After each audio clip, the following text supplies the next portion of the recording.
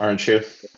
I opened this special meeting on April the 28th, open for session.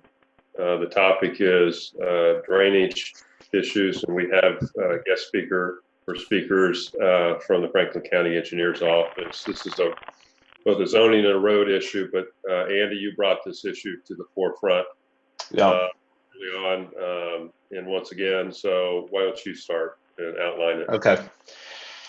So appreciate everybody getting on the call this morning. Was Ian supposed to be on, or is he cannot? Is he? Oh, there he is. There he is.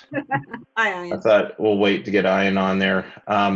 So the issue that we're kind of seeing in the township, and we see it this time of the year more than probably this time, and in the fall, we tend to see it when the rains come through. And the issue that we're having is we've noticed that we've got sort of what we'll call hot spots throughout the township, and those are the areas that seem that anytime we get any kind of a rain or substantial rain, it floods, and then the phones light up with the neighborhoods and most recently. But what's weird is we know there's certain areas that we just know.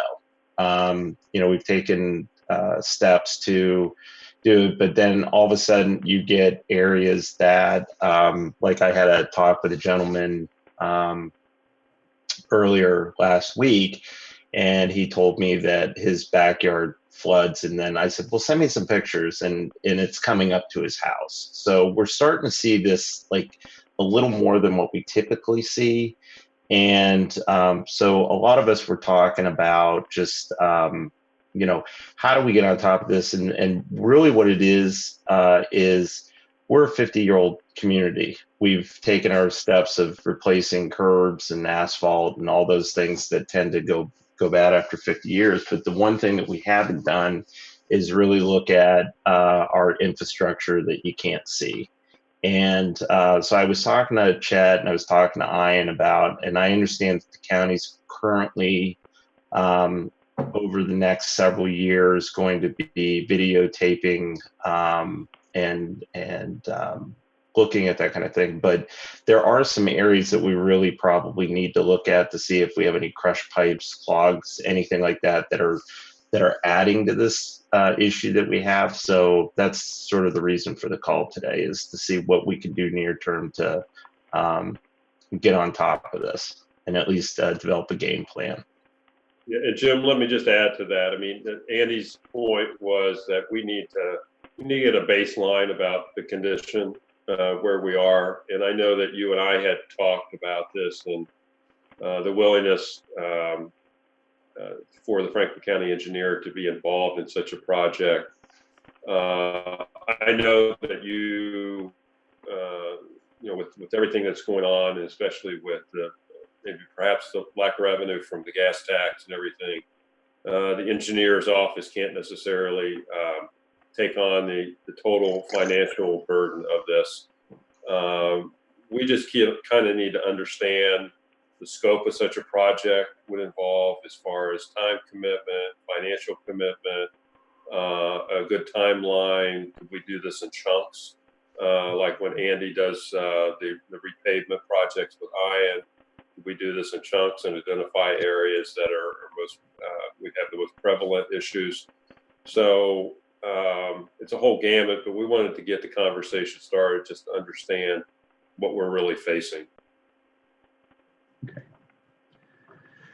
Yeah, these are kind of strange times we're in right now. We're running skeleton crews. We're slowly bringing some of our crews back. We have kept our Vector and camera crew on just because, those guys could almost run 24/7, especially with all the rain we've had recently.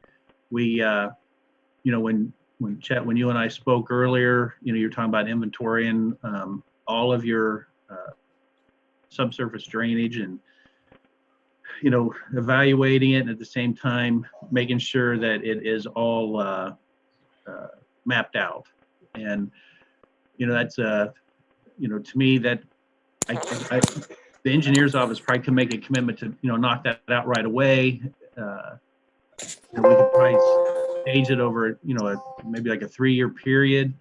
And what I was thinking, you and I spoke, was why don't we start with the oldest and work up to the most recently stuff put in, pull the plats for Brookside, Worthington Hills, just kind of figure out what was built when, and just start with the oldest stuff and move forward. But if you guys do know of hot spots, we can always prioritize those first and go after all your known existing hot spots and find out where the drainage is downstream, where the blockages are, or collapsed pipe, or what the issues are. So if the township wants to put together a prioritization list, we could look at it, and then I could give you an estimate for man hours and what it takes just to do the investigation. If you would have us do the repairs, I'd have to come up with another estimate for that. And then but we can knock out the hot spots first and then go back to look at doing actual inventory, if that's what you guys are looking for. Jim, what's the typical cost for a review of for the video cammering of the pipes? Is that just an hourly charge for the crew, or? Yeah, we just come up with an hourly charge for the crew. On a side note, what we do at our office is, if it comes to like emergency repairs or just a quick investigation, and Ian, I don't know if we've done this for you before, but if we got less than half a day that we got to send a crew out and a Vector out and clean something up for you real quick, and we take a look at it, we don't charge for that. But when you have like a special project like this where we're moving forward, I'm making a commitment to for the man hours and the equipment, that's when we come up with a billing structure that you guys would have to approve. But basically what I do is I would just come up with an hourly rate for the Vector, the camera, and it's a 3-man crew. So. Ian, we kind of have a handle on those hot spots that we're talking about, right? Yes, I could put together a good list on where we get these backups and these heavy storms. And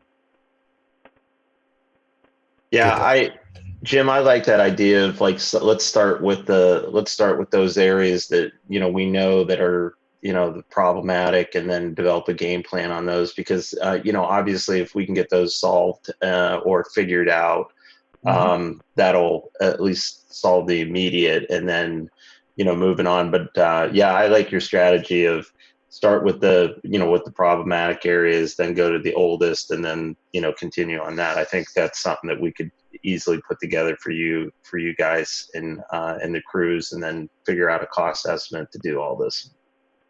Yeah, and we when it comes to the hot spots, we'll hit those and get those taken care of.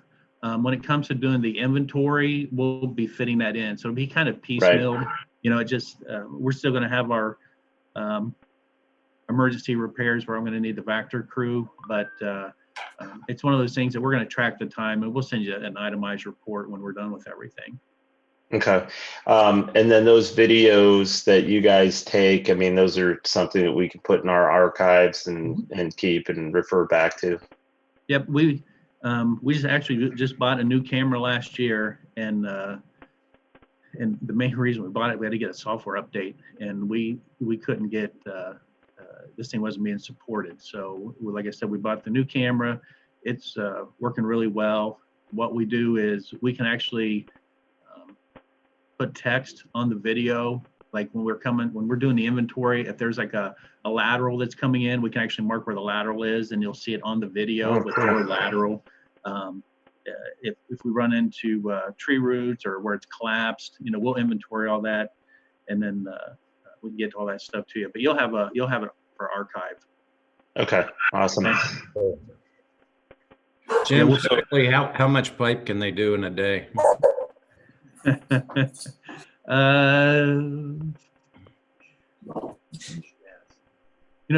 it's just like if it's fairly clean, I'll use this example. We get new subdivisions a lot, Mountain Jefferson Township. That crew can get out there and knock out probably 2 new sections of subdivision in half a day. So, wow. So we can, once we get up there, my only fear is is going to be access to everything. Anything in the right of way I can get to really easily, but if there's storm sewers that you guys have that are in platted easements for drainage that run behind homes and stuff, we'll need to get probably to the closest structure,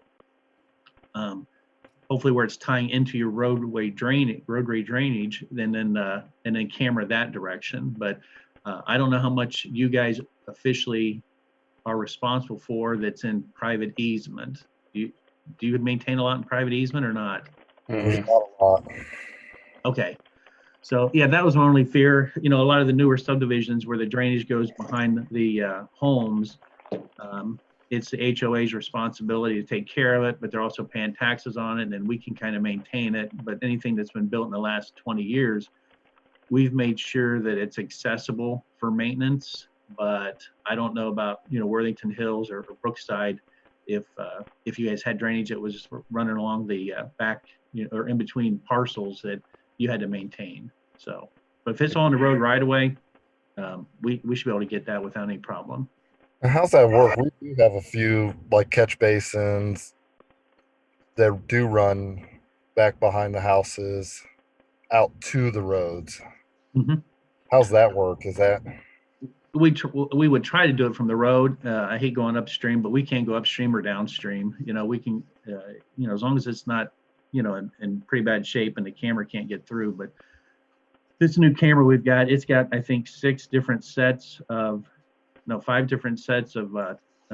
tires for it, and it's 4-wheel drive, and it's a color camera in the front and the back. So the head on it goes up and down and pivots around, so it's pretty slick. So unless it's the tile's completely damaged or full of roots, I think we can get through just about anything. So and everything you've got is probably 12-inch, 8. You know, there might be some old 8s or something up there, or some old 10-inch clays. Brookside? We've got some 10-inch. We've got a couple 8-inch in areas. Okay. Most Yeah. of it's 10 to 12. So we should be able to get through most of it. We have a little push camera that if we have to, we can shove through. But I don't think, yeah, like I said, after Chet and I talked, I started looking at the subdivisions. That was my only concern, was access. If you guys maintained a lot of stuff that ran like down to property lines. So, but I think we can get it. So. Cool. Why don't you and I get together after this call and kind of put our heads together or you know, document that so we can get that to Jim, you know, a plan that basically shows those hot spots, and we'll start from there. Sounds good. Okay. Hey, Jim, I got a couple real quick. I got one question for you, one question for Andy.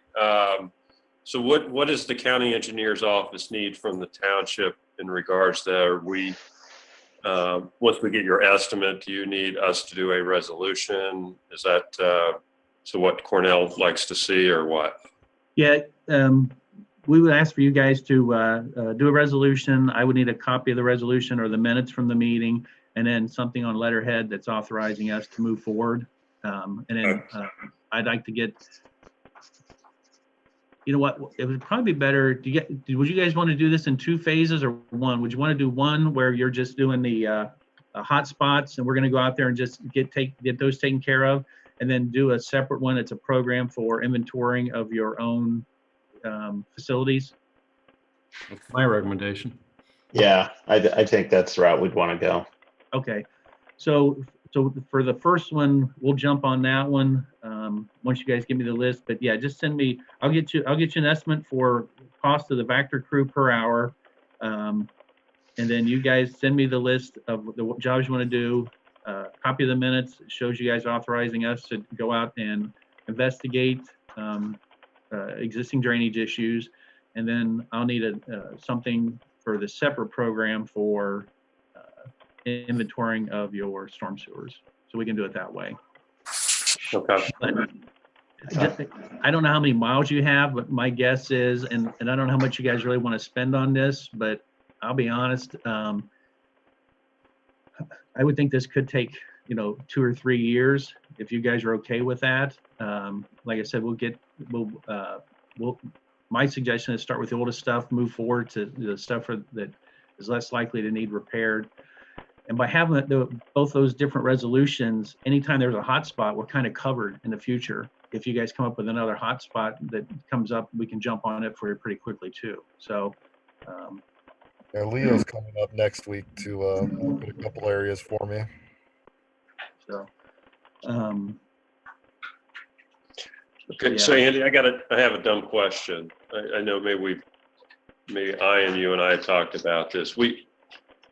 The capacity of this system, it is large enough for a community our size, right? I mean, we're talking more about possibility of damage and tree roots and things like that, but overall the capacity should handle.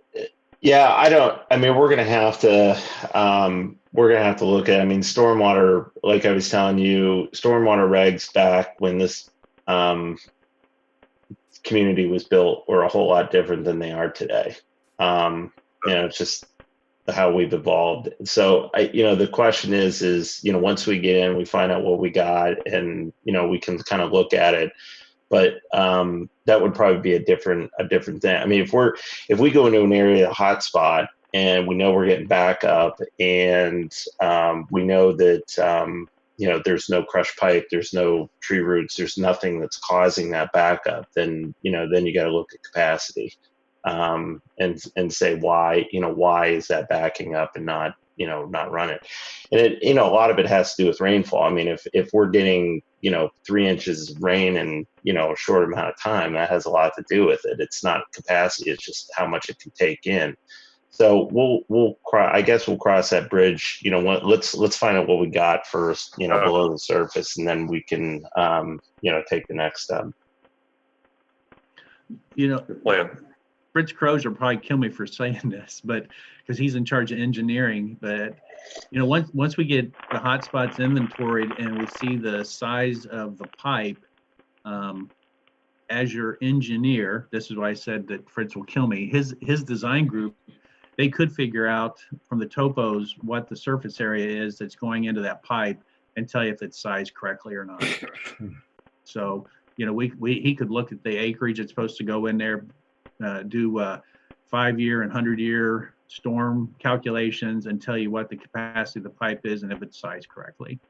But Andy, you're right. That stuff's so old. There was no drainage requirements back then like there is now for the pre-developed and post-developed drainage calcs that are required. Yeah, and it's kind of doing the archaeological, it's on our storm system, and that's basically where we're at. I mean, we're 50 years, into this thing. We've seen it on the surface, and we're taking steps to replace everything. Now it's time to go below ground and see what we have. Mm-hmm. I mean, we've already seen Aqua. They have a strategy for replacing, the water lines. We have to develop the same process for storm. So we're just starting that process.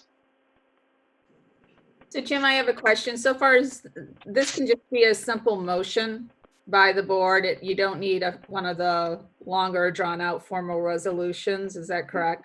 No, just something it's just a paper trail, unfortunately. Okay, that's fine. I just wanted to make sure I was prepared for Monday's meeting. I assume you'll want it on, well, I guess we're going to have to wait to see how quickly we can get those figures back to us. But we have a meeting coming up Monday. So Yeah, I should have that easily before the end of the week. Oh, the cost per hour. Okay. I'll get that on Monday's agenda then. Mm-hmm. Perfect. Thank you so much. Yeah. Anything, Andy, else that we had on our No, this has been great, Chet. Thanks for setting this thing up because, like I said, I think it's a good next step. Absolutely. Well, Jim is a special person. He makes things happen there at the county engineer's office. I'll tell you, he's an amazing guy. So he's got a lot of good folks working for him too. So I know they'll do a good job for us. Yeah, I gotta be honest, it's probably one of our best crews we've got, the Vector crew. These guys were handpicked, and they're highly motivated. Their foreman, he's in his 60s and he's got a bad back, but you can't slow the old guy down. He's the best. So, and he treats his equipment like it's his own. So, yeah, it's a good crew and they're very efficient, and you'll get your money's worth. That's for sure. They are a good crew. I will say that. Yeah, you know, yeah, have you seen the Vector crew? Yeah, they So- help us out a couple times a year.